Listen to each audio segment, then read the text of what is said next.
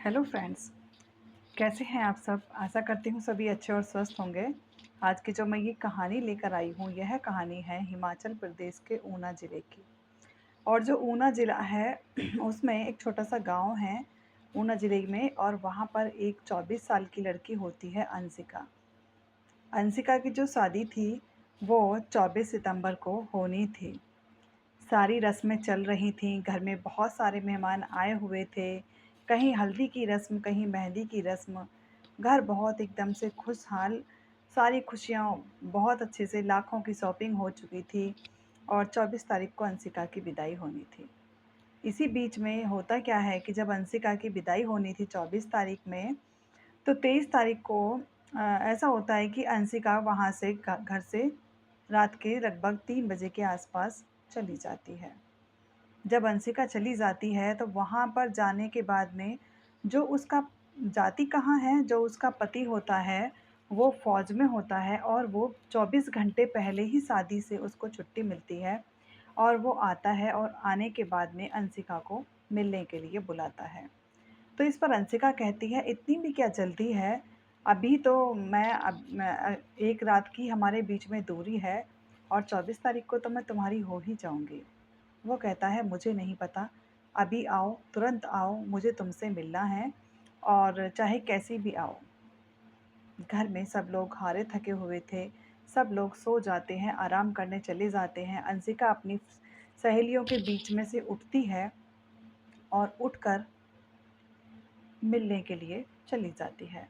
लगभग 500 घर से 500 मीटर की दूरी पर वो मिलने के लिए अपने फ़ौजी पति के पास में जाती है, जिसका नाम होता है प्रवेश। और वो प्रवेश के पास जाती है और प्रवेश उसे अपनी बाहों में भरता है, उसे बहुत प्यार करता है।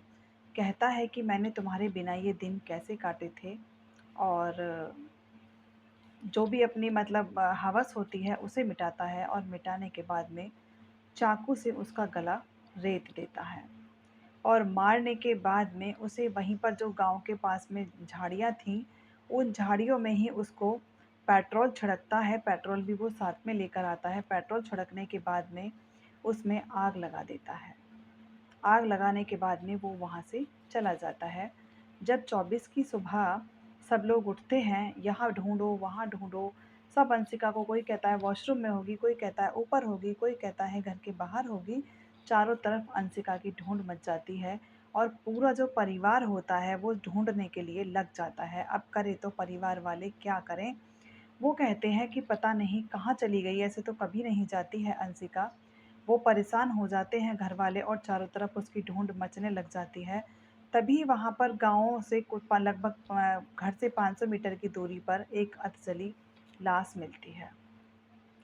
तो वो सब लोग कहते हैं कि एक बार वहाँ जाकर देखो, वहाँ पर एक लड़की की नग्न अवस्था में पड़ी हुई है, अधजली उसकी लाश है। तो वो वहाँ जाते हैं और जाकर देखते हैं कि कंगना भी हाथ में बँधा हुआ था, और उसने जो भी पहन रखा था अपने कान-नाक में, वो सब अंशिका का ही होता है, और अंशिका के माता-पिता एकदम से अपनी बेटी को पहचान जाते हैं। पहचान जाने के बाद में वो दोनों बहुत परेशान होते हैं कि ऐसा हमारी बेटी के साथ में कैसे हो गया? किसने किया है ये सब? आज तो मेरी बेटी विदा होनी थी और उसको दुनिया से ही विदा कर दिया। ऐसे दरिंदे को हम छोड़ेंगे नहीं। तभी अंशिका की माँ कहती है कि जो लड़का है प्रवेश, उसके चाचा इस शादी के बिल्कुल खिलाफ थे। शायद उन्होंने ही ऐसा किया होगा। इसके बाद में वो प्रवेश के चाचा को तुरंत उठा लेते हैं, और उठाने के बाद में पुलिस उसके साथ में मारपीट करती है, और मारपीट करने के बाद में वो टूट जाता है और वो कहता है, ये काम मैंने नहीं किया, रात ही प्रवेश आया था, शायद ये प्रवेश ने ही काम किया होगा, क्योंकि प्रवेश फ़ौज में था और 24 घंटे पहले ही वो छुट्टी लेकर आया था। तो वो कहता है, प्रवेश ऐसा क्यों करेगा? उसकी तो शादी थी और वो अपनी शादी के लिए ही यहाँ पर आया है। तो वो कहते हैं, नहीं, नहीं, तुम प्रवेश से ही बात करो। उसके बाद में वो प्रवेश को उठाती है पुलिस, और पुलिस के सवालों के आगे ज़्यादा देर प्रवेश नहीं टिक पाता है। वो बताता है कि हमने 2022 में जब मैं आया था, हम दोनों हिमाचल में ही मिले थे, और हिमाचल में मिलने के बाद में हम दोनों में प्यार हो गया था। प्यार होने के बाद में हम दोनों ने शादी करने का फ़ैसला ले लिया, और हम दोनों ने 2023 में कोर्ट मैरिज कर ली थी।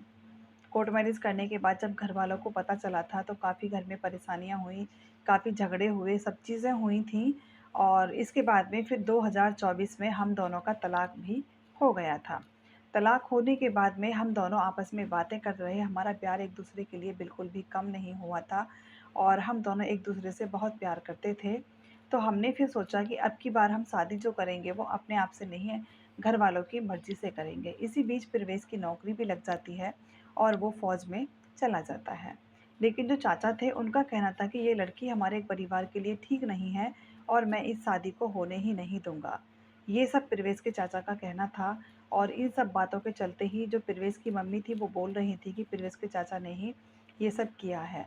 लेकिन 2025 जब आती है, 2025 में जो 24 सितंबर को उनकी शादी तय की जाती है, तो ये परिवार वालों की मर्ज़ी के साथ ही की जाती है। तो परिवार वाले कहते हैं ठीक है हमें कोई प्रॉब्लम नहीं है, तुम्हें अब उससे ही शादी करनी है, तो तुम शादी कर लो। लेकिन इसी बीच क्या होता है कि प्रवेश की और जो अंशिका की बातें होती हैं, तो प्रवेश का ये बताना था कि वो बहुत बदतमीज़ी से बात करती थी, मेरी इंसल्ट भी करती थी, कहना नहीं मानती थी, छोटी-छोटी बातों पर ज़िद कर लेती थी और इस तरह से अब मुझे वो बिल्कुल पसंद नहीं थी, मेरा बिल्कुल मन नहीं था शादी करने का और अब लेकिन बात इतनी आगे बढ़ चुकी थी, दोनों परिवारों ने परिवार वालों को, अपने रिश्तेदारों को सबको बता दिया था कि हम दोनों की शादी है, तो अब मैं करता तो क्या करता? मुझे कुछ और समझ में नहीं आया और मुझे यही सही लगा। मैंने इसीलिए 2-4 दिन पहले छुट्टी नहीं ली थी, मैंने 24 घंटे पहले छुट्टी ली थी कि लोगों को शायद पता ही नहीं चलेगा कि ये सब किसने कर दिया। और मैंने ही अंशिका को मिलने के लिए बुलाया था और बुलाने के बाद मैंने उसे खूब प्यार किया और प्यार करने के बाद मैंने उसका गला रेत कर हत्या कर दी और फिर उस पर पेट्रोल डाला। डालने के बाद में उसमें आग मैंने लगभग 3 साढ़े 3 बजे के आस-पास मैंने उसमें आग लगा दी। अब मुझे ये ज़रूर बताइएगा कि क्या प्रवेश ने ये सही किया था? क्योंकि शादी ना करना और ये तो अपने मन की बात थी, चाहता प्रवेश तो मना भी कर सकता था। ये तो कोई ज़बरदस्ती तो थी नहीं कि जो ज़ोर-ज़बरदस्ती शादी हो जाती। 24 घंटे पहले भी रिश्ते टूट जाते हैं। किसी की जान लेकर अपने आप को मतलब उसने तबाह कर लिया, अब वो इतनी आसानी से छूटने वाला तो है नहीं। जॉब मिली थी अभी 2 साल पहले ही, वो भी ख़त्म हो गई। तो क्या उसने प्रवेश ने ये ठीक किया? इस कहानी के कमेंट में मुझे ज़रूर बताइएगा, क्योंकि रास्ता उसके पास में दूसरा भी था। वो मना भी कर सकता था कि मुझे शादी नहीं करनी है या अंशिका से बोल सकता था। पहले प्यार किया, लव मैरिज की, कोर्ट मैरिज करने के बाद में फिर तलाक लिया और तलाक लेने के बाद में फिर से जब शादी कर रहे थे, तो इतना बड़ा डिसीज़न प्रवेश को नहीं लेना था। एक लड़की जो 24 साल की जिसकी उम्र थी और 24 तारीख सितंबर को उसकी शादी थी और उसको 23 तारीख को ही वो गला रेत कर मार देता है। किसी की जान लेना बहुत आसान है, लेकिन किसी को हम जीवन दें ये बहुत कठिन है। तो सावधान रहिए, सतर्क रहिए, जागरूक रहिए। कौन से समय में कब किसकी बुद्धि खराब हो जाए ये बिल्कुल भी पता नहीं चलता है। Thank you and have a nice day.